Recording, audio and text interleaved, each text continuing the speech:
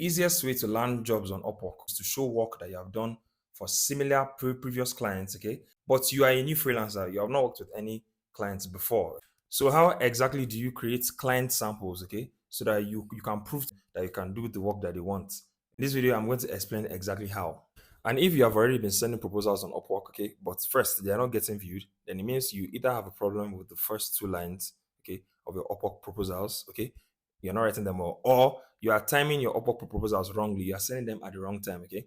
And if clients are clicking your proposals, but they are not sending you interviews, then it means what you are showing is not giving them enough proof that you can get them the result they want, okay, or you're writing your proposals in a way that makes them do extra work, okay. Simply click on the link in my bio and get my ebook where I'll teach you exactly how to write proposals that gets viewed, okay, that will land the interviews and will land the jobs, okay. The most effective way and how I personally teach my students is to use current job posts, okay, as briefs to create samples. That's the one of the great things about Upwork. Even if you have not landed a job on Upwork yet, you can use Upwork as a research tool. So go and check current jobs, okay, from high spend clients. So go to Upwork, okay, click on your find work page, use the search bar and search your skill there. Now save, let's say 3 to 5 jobs from clients who have spent at least 100K on Upwork.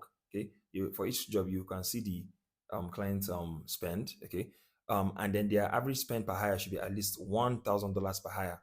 This is making sure that you are only focusing on a niche where there's actually money, and pick the first one, see what the client is asking for, okay, and then assume that I've already hired you for that job, and then do a small portion of it, okay, and then save it as a sample. So do this for the 3 to 5 jobs, and then when you're not applying to a job in the future, you can now say, like, I did so and so tasks for so and so company. When you're now showing these mock projects that you created for these companies, you would intentionally avoid saying that, oh, they didn't hire you for this role. Just tell them that you created this for this brand.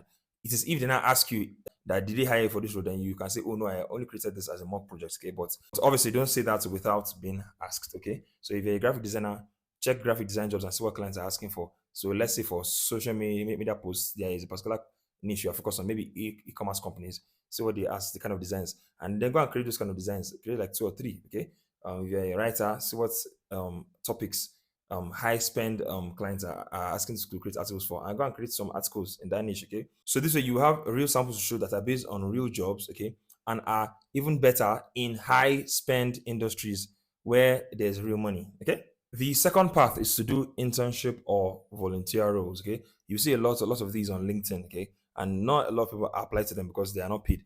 You are doing it to gain the experience and to have something to show off. Okay, so you can apply to volunteer roles, internship roles. I think I'll probably create a separate video on that, on like how to find these, so that this video is not too lengthy. Okay, the third path is to work for other experienced freelancers. Okay, so a lot of them freelancers who have done really well online eventually create agencies. Okay, and then they'll hire other freelancers to work for them so that they can do way more work in less time. So if you can get hired by an experienced freelancer, okay, even though they may not pay you as much as working with directly with clients to pay you. Actually, I have a Telegram group where that links experienced freelancers with new freelancers. I'll probably find a way to link that later. When you work with these freelancers, you get real experience. You get paid, okay, and you now have samples that you can show. Finally, while it's really great to show samples of previous work, okay, like that's the easiest way to land a job. You can actually land a job, okay, by explaining the exact process you use to take a client from where they are to getting to the result that they want. If you can do a small portion of the work as if they already hired you, okay, and tell them, oh, if you hire me now, I'm going to do this, like this. These are the next steps I will take, and this is what it's going to mean for you. So instead of showing them work they have done before, you are focusing heavily on the process. Like, but the thing is that you cannot just write the process like everybody else. Like, oh, this is what I will do to get to you to where you want to go to. Okay, they are most likely not going to reply because all other people are writing that. You are going to have to be extremely detailed. Okay, give them a glimpse of how they're going to get to where they want to get to, because they're already saying that you can already do a small part. He who is faithful with small will be trusted with plenty.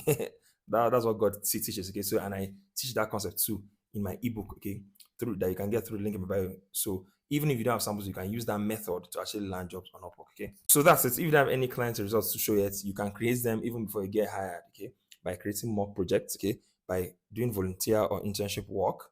Okay, or working for experienced freelancers who are outsourcing jobs. So I'll be resuming our series talking about how to make clients find you in AI search engines like ChatGPT and Claude very soon. So look forward to the next video.